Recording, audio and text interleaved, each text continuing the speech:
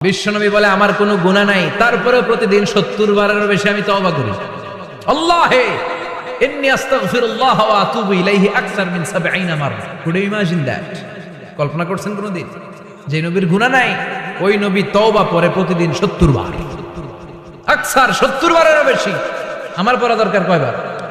ভুল হওয়াই মানুষের স্বভাব, কিন্তু ভুল হওয়ার পরে ভুলের উপর অটল থাকা যাবে না। শয়তান আর মানুষের মধ্যে এই মৌলিক পার্থক্য। শয়তান ভুল করে ভুলের উপরই আছে, ঠিক কি না? ক্ষমা চায় নাই, কিন্তু আমরা সকালে ভুল করলে দুপুরে মাপ চাই কার কাছে? 19 সালে ভুল করলে 20 সালে মাপ চাই কার কাছে? মৃত্যুর আগ পর্যন্ত আমরা ক্ষমা চাইলে ক্ষমা করে দিবে কে? সব সময় 24/7 তওবার দরজা খোলা, দুইটা সময় ছাড়া। ভালো করে মনে রাখবেন, মুখস্থ ঠোঁটস্থ যেন থাকে। দুইটার সময় তওবা কবুল হয় না। চিৎকার করে বলেন কয় সময়? এক হলো বাদাল গারগারা, গরগরানি যখন আসে, মালাকুল মাউত যখন চলে আসে, মালাকুল মাউতরে যখন দেখে ফেলবেন তখন তওবা কবুল হবে নাকি? কথা কন। ফেরাউনের নাম শুনছেন? ওরা যখন আল্লাহ লোহিত সাগরে ডুবাইয়া পানি খাওয়াইতে লাগলো, পানি খাইতে খাইতে পেটটা হয়েছে এত বড়, আর পানি খাইতে পারে না। এরপর হাত তুলে কয় আনা মিনাল মুসলিমিন। কোরআনের আয়াত, আনা মিনাল, হাত তুলে কয় আমি মুসলমান। ফেরাউন নাই বলে মুসলমান, আমরা যাবো কই? কথা কহ। ফেরাউন হাত তুলে কয় আনা মিনাল মুসলিমিন। আল্লাহ কয় টাইম ইজ আপ, দেরি করছস। অনেক সময় দিলাম, অনেক সুস্থ রেখেছি, ক্ষমতা দিয়েছি, দাপট দিয়েছি। তখন যদি ঘাটটা নত করে, মাথাটা নত করে একবার ক্ষমা চাইতি, ফেরাউন তোরেও ক্ষমা করে দিতাম। কিন্তু সময় শেষ হওয়ার পরে আমি মুসলমানদের অন্তর্ভুক্ত বললে কোনো লাভ হবে নাকি? কারণ মুসা আলাইহিস সালামের সাথে তো অনেক দাওয়াত দিল, যাকাত দে। কারণকে যাকাত দিব না, এই সম্পদ আমি কামাইছি, আল্লাহ দেয় নাই। মুসা আলাইহিস সালাম বললেন তাহলে আযাবের অপেক্ষা কর, আযাব চলে আসে। আল্লাহ বলেন মুসা সেফ জোনে যাও, সরো, এখনই আযাব। ফাখাসাফনা বিহি ওয়া বিদারিহিল আরদ, পুরো ফাইয়ুমের জমিনটার আল্লাহ কাঁপিয়ে দিলেন, আর কারণকে সহ পুরো সম্পত্তি তার জামিনের ভিতরে দাবিয়ে দিলেন। হাঁটু পর্যন্ত কারণ দেবে যায়, ভাবছে উঠে যাবে। কোমর পর্যন্ত দেবে যায়, ভাবছে উঠে যাবে। গলা পর্যন্ত যখন দেবে যায় আর সুযোগ নাই। কয় মুসা আমার সব সম্পত্তি তোরে আর তোর আল্লাহরে দিয়া দিলাম, আমারে বাঁচা, আমারে সব সম্পত্তি তোর আর তোর আল্লাহ, আমারে খালি বাঁচা, চাচা আপন প্রাণ। আল্লাহ বলে সময় শেষ। তার মানে বাদাল গারগারা তওবা কিন্তু আর কবুল হয়। এই হলো একটা। নাম্বার 2, বাদা তুলুই শামসি মিন মাগরিবিহা, প্রতিদিন চাঁদোলাতে সূর্য কোন দিক দিয়ে ওঠে? কথা কয় না? পূর্ব দিকে। কিয়ামতের আগ দিয়ে সূর্য আর পূর্ব দিকে উঠবে না, পশ্চিম দিক থেকে উঠবে। যেদিন প্রভাতে পশ্চিম দিক থেকে সূর্য উঠবে, ওই দিন থেকে তওবার দরজাটারে বন্ধ করে দিবে কে? তার আগ মুহূর্ত পর্যন্ত জীবনে যত গুনাহ করেছি, অন্যায় করেছি, চোখের পানি ছেড়ে ক্ষমা চাইলে ক্ষমা করবে কে? শয়তান আল্লাহরে চ্যালেঞ্জ দিছে, আল্লাহ তুমি আমারে জাহান্নামে পাঠাবা, আমিও তোমার বান্দা করে লয়ে একসাথে জামাতে ঢুকমু। একা ঢুকবো না, একা যাব না, তোমার বান্দাদেরকে সবগুলারে জাহান্নামী বানায়া তারপরে ঢুকমু। তোমারে চ্যালেঞ্জ দিলাম, একটারও জান্নাতে ঢুকাইতে পারবা? আল্লাহকে তুই আমারে চ্যালেঞ্জ দিলি? আমি তো সব রাজার বড় রাজা, মহারাজা, আমারে চ্যালেঞ্জ দেশ, এত সাহস পাইলি কই? তুই আজীবন ওয়াসওয়াসা দিয়ে পাপ কাজ করাবি, একদিন তাফসীর মাহফিলে এসে আমার বান্দা ক্ষমা চাবে, আমি মাফ করে দেব, তুই কি করবি? আজীবন অন্যায় করবে, আজীবন পাপ করবে, জুলুম করবে, একদিন চোখের পানি ছেড়ে আমার কাছে কান্নার মতো কান্না করলে আমি সব গুনাহ মাফ করে দেব। এজন্য আল্লাহ বললেন ইয়া আইয়ুহাল্লাযীনা আমানু তুবু ইলাল্লাহি তাওবাতান নাসুহা। ভুল করেছো, তওবা করো, মাফ করবে কে? সাইয়েদনা আদম আলাইহিস সালাম ভুল করলেন, দুনিয়ায় এসে শত শত বছর কাঁদলেন, কিন্তু ক্ষমা হয় না। আল্লাহরে বললেন আল্লাহ কি করলে ক্ষমা পাবো বলো? ফাতালাক্কা আদামু মির রাব্বিহি কালিমাতিন ফাতাবা আলাইহি। আল্লাহ বললেন ও আদম, তোমারে কিছু কালেমা শিখাইয়া দেই, এই কালেমাগুলো দিয়ে আমার কাছে দোয়া করো, ক্ষমা করে দেব। আল্লাহ শিখাইয়া দিলেন, ও আদম 2 হাত তুলে চোখের পানি ছেড়ে আমার কাছে পড়ো, রব্বানা, পড়েন, রব্বানা যালামনা আনফুসানা ওয়া ইল্লাম তাগফির লানা ওয়া তারহামনা লানাকুনান্না মিনাল খাসিরিন। এটা শিখাই দিয়েছিল আল্লাহ। আল্লাহ আমি জুলুম করেছি, অন্যায় করেছি, ভুল করেছি, পাপ করেছি, তুমি যদি ক্ষমা না করো ক্ষমা করার কেউ নাই, ঠিক কি না? আমরাও পাপ করলে এই দোয়াটা পড়ার দরকার আছে না নাই? 5টা শর্ত সাপেক্ষে আমাদের তওবা কবুল করবে কে? তওবা কবুল হওয়ার কিছু শর্ত আছে 5টা। কয়টা? চিৎকার মেরে বলতে হবে, তওবা কবুল হওয়ার শর্ত কয়টা? 1 নম্বরে হচ্ছে আল ইকরা, acknowledgement. You have to give the acknowledgement that you are the greatest sinner on earth. আপনাকে ঘোষণা দিতে হবে যে আপনি পৃথিবীর সবচেয়ে বড় পাপী। 1 নম্বর শর্ত, আপনি বলেন যে আল্লাহ, আমার চেয়ে বড় পাপী নাই, আকাশের নিচে জমিনের উপরে আমি সবচেয়ে বড় পাপী, এমন কোনো পাপ নাই যেটা আমি করি নাই, ঠিক কিনা? 1 নম্বরে পাপের ঘোষণা দেন। 2 নম্বরে আন-নাদাম, নাদাম মানে repentance. You have to be repentant for what you have done. আপনাকে অনুতপ্ত হতে হবে, চোখের পানি ছাড়তে হবে। আল্লাহ, আমি লজ্জিত, আল্লাহ আমি নাদান, আমি পিশাচ, আমারে মাফ করে দাও। তার মানে স্বীকার গেলেন কি অন্যায় করেছেন। 2 নম্বরে আপনি অনুতপ্ত হলেন। 3 নম্বরে স্টপ, যেই পাপ করতেছিলেন ওইটা থামান। Stop what you have done, যেটা করতেছিলেন আগে থামান। আপনি ঘুষ খেয়েছেন, তওবা শুরু করলেন, আবার ঘুষও খেয়ে যাচ্ছেন, হবে? থামেন, স্টপ। 3টা গেল। 4 number, to hate what you have done, ঘৃণা করতে হবে, যে পাপটা করেছেন মন থেকে ওই পাপটাকে ঘৃণা করতে হবে। 5 নাম্বার শর্ত হচ্ছে to determine that you never repeat this sin again in your life. আল্লাহর ওয়াদা দেন, কমিটমেন্ট দেন যে আল্লাহ, আমার জীবনে পারতপক্ষে এই পাপ জীবনেও করব না। চিৎকার করে বলেন ঠিক কিনা? তার মানে আপনি স্বীকার যান, তারপরে আপনি অনুতপ্ত হবেন, যে পাপ করেছেন থামিয়ে দিবেন, পাপটারে মন থেকে ঘৃণা করবেন, আর আল্লাহরে ওয়াদা দিবেন আল্লাহ আর করব না। এই 5টা শর্তের আলোকে তওবা করলে জীবনের সব গুনাহ মাফ করে দিবে কে? এজন্য আল্লাহ বললেন, ইয়া আইয়ুহাল্লাযীনা আমানু তুবু ইলাল্লাহি তাওবাতান নাসুহা। তওবার মতো তওবা করো, সব গুনাহ মাফ করতে পারে কে? তওবা করবেন তো? রাজি আছেন? কবে করবেন? এই মুহূর্তে তওবা করবেন। এই মুহূর্তে আল্লাহর কাছে ক্ষমা চাই, আল্লাহ জীবনের সব গুনাহ মাফ করে দাও। আমাদের দেশে তওবা করার জন্য হুজুর লাগে, হাফেজ সাহেব, ইমাম সাহেব, এদের ছাড়া নাকি তওবা হয় না। না, এটা ভুয়া কথা। আপনি অনুতপ্ত হন, আপনি চোখের পানি ছাড়েন, আপনি আপনার রবরে বলেন, ক্ষমা করে দিবে কে? ইমাম সাহেব আসতে হবে শর্ত না, পীর সাহেব হুজুর এসে হুজুরের হাতে হাত রেখে তওবা পড়তে হবে শর্ত না। আপনার রবরে ডেকে চোখের পানি ছেড়ে ক্ষমা চান, ক্ষমা করবে কে? আর প্রতিদিন শতবার পড়তে থাকবেন আস্তাগফিরুল্লাহ। আওয়াজ করে সবাই পড়েন আস্তাগফিরুল্লাহ, আর জোরে পড়েন আস্তাগফিরুল্লাহ। বিশ্বনবী বলেন, মান লাজিমাল ইস্তিগফার জাআলাল্লাহু লাহু মিন কুল্লি দিকিন মাখরাজা। সব সময় ইস্তিগফারের সাথে যে লেগে থাকবে, রব্বুল আলামিন তারে 5টা জিনিস দিবে। কয়টা? কথা কন, আরো জোরে সবাই বলেন কয়টা? নাম্বার 1, জাআলাল্লাহু লাহু মিন কুল্লি দিকিন মাখরাজা। বিপদে পড়লে বিপদ থেকে উদ্ধার করবে কে? আমাদের তো কোনো বিপদ নাই না? আছে? কত বিপদ! হ্যাঁ, রাস্তাঘাটে দুর্ঘটনা হতে পারে, যে কোনো সময় ভূমিকম্পে পড়তে পারি, বজ্রপাত পড়তে পারে না, ঠেড়া পয়রা মানুষ নাই, আছে না নাই? এই বিপদ আপদ থেকে আপনারা রক্ষা করবে কে? যদি আপনি ইস্তেগফারের সাথে আঠার মতো লেগে থাকেন। কিসের সাথে? কথা বলেন। ইস্তেগফারের সাথে লেগে থাকতে পারলে 1 নাম্বার হচ্ছে বিপদে পড়লে আপনারে মুক্ত করে দিবে কে? 2 নাম্বার, ওমিন কুল্লি হাম্মিন ফারাজা, যে কোনো ধরনের টেনশন, হাইপার টেনশন থেকে বাঁচায় দিবে কে? আমাদের তো টেনশন মেনশন নাই না? আছে? লাইফ নিয়ে টেনশন, বাঁচার টেনশন, মরার টেনশন, ক্যারিয়ারের টেনশন, রাস্তাঘাটে যানজট, এটার টেনশন, পুলিশের দৌড়ানি, র্যাবের দৌড়ানি, বাড়ির ভাড়া, গ্যাস বিল, বিদ্যুৎ বিল, ছেলে মেয়েদের লেখাপড়া, কত টেনশন। এই সব টেনশন থেকে আপনারে মুক্ত করে দিবে কে? 3 নম্বরে, ওয়ারযুকহু মিন হাইসু লা ইয়াহতাসিব, এমন জায়গা থেকে আল্লাহ আপনার রিজিকের ব্যবস্থা করবে আপনি কল্পনাই করতে পারবেন না। সুবহানাল্লাহ পড়েন। 4 নম্বরে, সবসময় ইস্তেগফার যদি পড়া হয়, আল্লাহর কোনো আযাব ওই বান্দার উপরে আসে না। ওমা কানাল্লাহু মুআযযিবাহুম ওয়া হুম ইস্তাগফিরুন।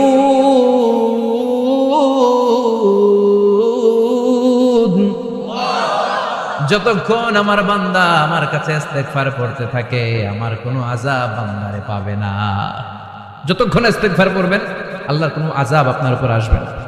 4টা গেল। 5 নাম্বার, বারবার ইস্তেগফার পড়লে রফিক ভাই আল্লাহ আপনার মুস্তাজাবুদ দাওয়া বানাবে। দোয়া করা মাত্র কবুল করে নিবে কে? মুস্তাজাবুদ দাওয়া বুঝেন তো?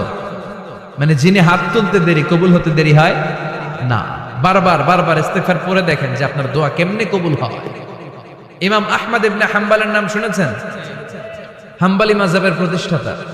হানাফি, শাফিঈ, মালিকি, 4 নম্বরটা আপনারা বলেন হাম্বলি। এই হাম্বলি মাযহাবের ইমামের নাম আহমদ ইবনে হাম্বল, জগৎ বিখ্যাত মুহাদ্দিস। একক স্বতন্ত্র হাদিসের কিতাব হিসেবে পৃথিবীতে সবচেয়ে বড় যে হাদিসের কিতাব ওইটার নাম মুসনাদ আহমদ ইবনে হাম্বল। 40,000 হাদিসের কালেকশন আছে। এই ইমাম আহমদ ইবনে হাম্বল ওনার শেষ জীবনটা হাদিস পড়ানো, হাদিস কালেকশনের জন্য ব্যয় করেছে। শহরের পর শহর, দেশ থেকে দেশ, দেশান্তরে ঘুরতেন একটা হাদিসের জন্য। উনি সফরে বেরিয়েছেন হাদিস কালেকশনের জন্য। প্রচন্ড শীতের রাত, উনি মাগরিবের নামাজ, এশারের নামাজ পড়ে একটা মসজিদে শুয়ে পড়লেন, আর শুয়ে শুয়ে হাদিস পড়তেছেন। কি পড়তেছেন? কথা বলেন। আর মনে মনে ভাবলেন রাতটা মসজিদে কাটায় দিই, ফজরের নামাজ পড়ে আবার বেরোবো। কিন্তু দারোয়ান এসে বলে মসজিদে থাকতে পারবেন না, ওঠেন। দারোয়ান আছে না? কথা কন। আহমদ ইবনে হাম্বল বললেন আমি শুধু রাতটা থাকতে চাই, আমি তো ফজরেরও মুসল্লি, ফজর নামাজ পড়বো তো এই মসজিদে, আমার থাকতে দাও। দারোয়ান তো দেয় না, কেনা মসজিদে থাকার জায়গা না, যান মিয়া। উনি যে আহমদ ইবনে হাম্বল এটা চিনে নাই, থাকতে দেয়। কি করবে এখন? উনি কাঁথা গুছিয়ে হাদিসের কিতাব নিয়ে কাঁধের মধ্যে ব্যাগ নিয়ে মসজিদ থেকে বের হয়ে গেলেন। কি আর করবেন? প্রচন্ড শীত, আর কাঁপতেছেন, বুড়ো মানুষ। পথিমধ্যে দেখলেন বাজার একজন খাব্বাজ, শাবুন খাব্বাজ, যুবক রুটি বিক্রেতা। সে রুটি বিক্রি করে, চুলার মধ্যে রুটি সেকে। সে যে সালাম দিল আসসালামু আলাইকুম, যুবক বলে ওয়ালাইকুম আসসালাম। আহমদ ইবনে হাম্বল বলে যুবক আমার যাওয়ার জায়গা নেই, সফরে বেরিয়েছি, খুব শীতে কষ্ট পাচ্ছি, রাতে যদি তোমার এই চুলা থেকে একটু আগুন পোহাই কোনো সমস্যা? যুবক বলে না না সমস্যা না, আহলান ওয়া সাহলান, খোশ আমদেদ, আসেন আসেন, আপনি আগুন পোহাইলে আমার সমস্যা কি? সুবহানাল্লাহ পড়েন। আল্লাহ শুকরিয়া করে উনি বসলেন আর আগুন পোহাচ্ছেন। আর খেয়াল করলেন যুবক রুটি বানায় আর পরে আস্তাগফিরুল্লাহ, রুটির দলা বানায় পরে আস্তাগফিরুল্লাহ, খামির বানায় আর পরে আস্তাগফিরুল্লাহ, রুটি নিয়ে উনুনের ভিতরে চুলার ভিতরে সেকা দেয় আর পরে আস্তাগফিরুল্লাহ, দোকানদারের কাছে কেউ আসলেই সে রুটি দেয় আর পরে আস্তাগফিরুল্লাহ, ক্রেতার কাছ থেকে টাকা নিয়ে ক্যাশ বক্সে রাখে আর কি পড়ে, আবার রুটি বানানো শুরু করে আর কি পড়ে, খালি এইটাই পড়তেছে। ইমাম আহমদ ইবনে হাম্বল তো অবাক, কিরে এটা আবার কেমন যুবক, খালি আস্তাগফিরুল্লাহ। উনি প্রশ্ন করলেন যুবক ঘটনা কি? আসার পর থেকেই তোমার দেখতেছি তুমি রুটি বানাও, রুটি বিক্রি করো আর পড়ো আস্তাগফিরুল্লাহ, মালাকা ইয়া শাবাব। যুবক বলে আস্তাগফিরুল্লাহ আমার সবচেয়ে বেশি পছন্দের আমল, আমি সবসময় আঠার মতো ইস্তেগফারের সাথে লেগে থাকি আর সবসময় পড়তে থাকি আস্তাগফিরুল্লাহ, আর এর বদৌলতে আল্লাহ আমারে মুস্তাজাবুদ দাওয়া বানিয়ে দিয়েছে। আহমদ ইবনে হাম্বল তো অবাক, আনতা মুস্তাজাবুদ দাওয়া, তুমি মুস্তাজাবুদ দাওয়া, রুটিওয়ালা। আমি এত বছর হাদিস পড়াই, আমি তো মুস্তাজাবুদ দাওয়া না, আর তুমি রুটি বেচো বাজারে, তুমি মুস্তাজাবুদ দাওয়া, তুমি দোয়া করলে সব কবুল হয়ে যায়। যুবক বলে না আনা মুস্তাজাবুদ দাওয়া, আমি আমার জীবনে যত দোয়া করেছি কবুল করে নিয়েছে কে? সব দোয়া কবুল করে নিয়েছে আল্লাহ, একটা দোয়া ছাড়া। কয়টা? আহমদ ইবনে হাম্বলের কৌতূহল, কিউরিয়াসিটি আরো বেড়ে গেল। কি? সব দোয়া কবুল হয়েছে একটা দোয়া ছাড়া। মাযালিকা দুআ ইয়া শাব, কি সেই দোয়া? যুবক এবার বলতে শুরু করলো আমার জীবনে যে দোয়াটা আল্লাহ কবুল করে নাই সেটা হচ্ছে আমি আল্লাহর কাছে অনেক চেয়েছি, অনেক দোয়া করেছি যে আল্লাহ শুনেছি এই জামানার সবচেয়ে বড় মুহাদ্দিস, তার নাম নাকি ইমাম আহমদ ইবনে হাম্বল। আল্লাহ তোমার কাছে আমার চাওয়া আমি যেন এই ইমাম আহমদ ইবনে হাম্বলরে দেখে মরতে পারি, আমি যেন ইমাম আহমদ ইবনে হাম্বলের হাতে হাত রেখে মুসাফা করতে পারি আর তার কপালে একটা চুমু এঁকে দিতে পারি। আহমদ ইবনে হাম্বল আবেগপ্রবণ হয়ে গেলেন, চোখের পানি ছেড়ে দিলেন, বললেন যুবক তোমার এই দোয়াটাও কবুল হয়ে গিয়েছে। আহমদ ইবনে হাম্বলের দেখা আর সাক্ষাৎ পাওয়ার জন্য আহমদ ইবনে হাম্বলের বাড়িতে তোমার যাওয়ার দরকার নাই, আহমদ ইবনে হাম্বল তোমার দরবারে ছুটে এসেছে। আনা আহমদ ইবনে হাম্বল মুহাদ্দিসুদ দাহর, আমি নিজেই আহমদ ইবনে হাম্বল। যুবক চোখের পানি ছেড়ে দেয়, আহমদ ইবনে হাম্বল চোখের পানি ছেড়ে দেয়। যুবক চিৎকার মেরে ইমাম আহমদ ইবনে হাম্বলকে জড়িয়ে ধরে, হাতে হাত রেখে মুসাফা করে, কপালের মধ্যে চুমু খায় আর আল্লাহর শুকরিয়া করে বলে, ও ইমাম, আসলে এই দোয়াটাও আল্লাহ আজকে কবুল করে নিল। বিশ্বাস হয়? সবসময় ইস্তেগফার করলে আপনার দোয়াগুলোর এইভাবে কবুল করে নিবে কে? এই 5টা জিনিস পাবেন সবসময় যদি ইস্তেগফারের সাথে লেগে থাকেন। রাজি আছেন তো? এজন্য বিশ্বনবী সব সময় নামাজে সালাম ফিরানোর পরে পড়তেন আস্তাগফিরুল্লাহ। কি পড়তেন? 3 বার পড়তেন আস্তাগফিরুল্লাহ, আস্তাগফিরুল্লাহ, আস্তাগফিরুল্লাহ। পড়তে রাজি আছেন? ইস্তেগফারের অনেকগুলো আলফাজ আছে, সবচেয়ে ছোট ইস্তেগফার হচ্ছে এটা, আস্তাগফিরুল্লাহ, আস্তাগফিরুল্লাহ। আরো আছে আস্তাগফিরুল্লাহ আল্লাযী লা ইলাহা ইল্লা হুয়াল হাইয়ুল কাইয়্যুম ওয়া আতুবু ইলাইহি। বিশ্বনবী বলেন এই ইস্তেগফারটা যদি কেউ পড়ে, আত-তাওয়াল্লি মিন ইয়াউমিজ যাহাফ, যুদ্ধের ময়দান থেকে পালিয়ে আসা কবিরা গুনাহ। কি গুনাহ? কাফেরদের সাথে যুদ্ধ। আমি তাগড়া যুবক, তলোয়ার নিয়ে নেমেছি, আমার দেহের 1 ফোঁটা রক্ত থাকা পর্যন্ত আমি যুদ্ধ চালিয়ে যাব, আমি ফিরে আসতে পারবো না। আইনটা কার? ফিরে আসলে কবিরা গুনাহ। বিশ্বনবী বলেন যুদ্ধের ময়দান থেকে ফিরে এসেছে এরকম কবিরা গুনাহ অবলম্বনকারীও যদি আস্তাগফিরুল্লাহ আল্লাযী লা ইলাহা ইল্লা হুয়াল হাইয়ুল কাইয়্যুম ওয়া আতুবু ইলাইহি পড়ে, ওই কবিরা গুনাহকারীকেও ক্ষমা করে দিবে কে? করতে রাজি আছেন তো? আবার সাইয়েদনা আবু বকর বললেন, ইয়া রাসূলুল্লাহ আল্লিমনি দুআআন আদউ বিহি ফি সালাতি, এমন দোয়া আপনি আমারে শিক্ষা দেন যে এই দোয়াটা আমি নামাজে পড়তে পারি। বিশ্বনবী বললেন, পড়ো আল্লাহুম্মা ইন্নী যালামতু নাফসি যুলমান কাসীরান ওয়া লা ইয়াগফিরুয যুনুবা ইল্লা আনতা ফাগফিরলি মিন ইনদিক ইন্নাকা আনতাল গফুরুর রহিম। সুবহানাল্লাহ পড়েন। এটাও ইস্তেগফার।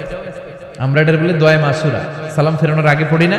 যেখানেই ক্ষমা চাওয়ার কথা আছে ওইটারই কি বলে?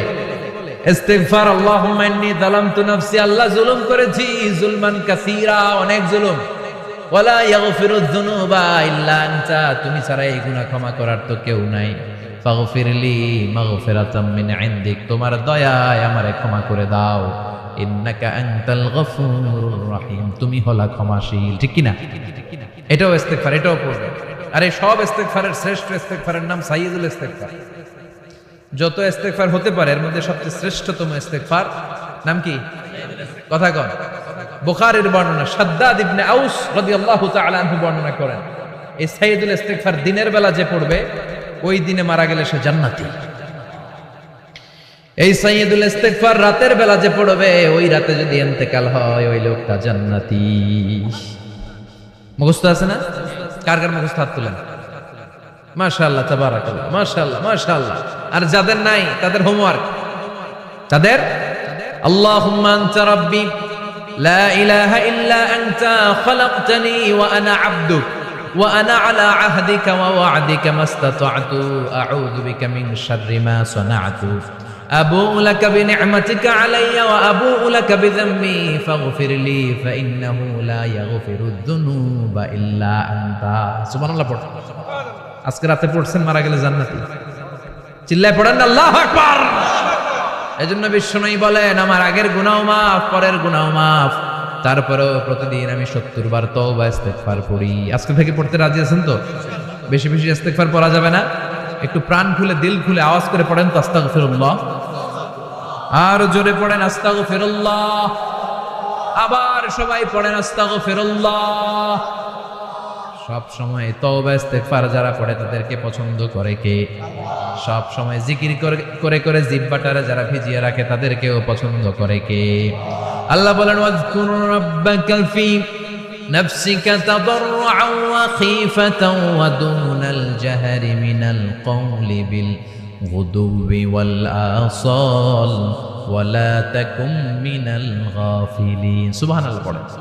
আল্লাহ বলেন ওয়াজকুর রাব্বাকা ফি নাফসিক, আল্লাহরে মনে মনে ডাকো। তাদাররুআন ওয়া খীফা, আল্লাহর জিকির করতে আল্লাহ বলেছেন ফি নাফসিক। বুঝতেছেন না অর্থ? ফি নাফসিকা, মনে মনে আল্লাহর জিকিরটা করো। তাদাররুআন ওয়া খীফা, তাদাররুআন মানে বিনয়ের সাথে, with full of humility, submission and humbleness, বিনয়ের সাথে আল্লাহরে ডাকো। ওয়া খীফা, গোপনে গোপনে ডাকো। দুনাল জাহারি মিনাল কওল, চিৎকার চেঁচামেচি করে ডেকো না। কার কথা? আওয়াজ করে জিকির করো না। এই যে আমরা মাহফিলে লা ইলাহা ইল্লাল্লাহ জিকির করে, এটা তালিম। উদ্দেশ্য কি? তালিমের জন্য আওয়াজ করে জিকির জায়েজ আছে, কিন্তু ব্যক্তিগত জিকিরের যে আবাদতটা এটা আস্তে আস্তে হইতে হবে, এটা ভদ্রভাবে হতে হবে, চিল্লাচিল্লি করে নয়।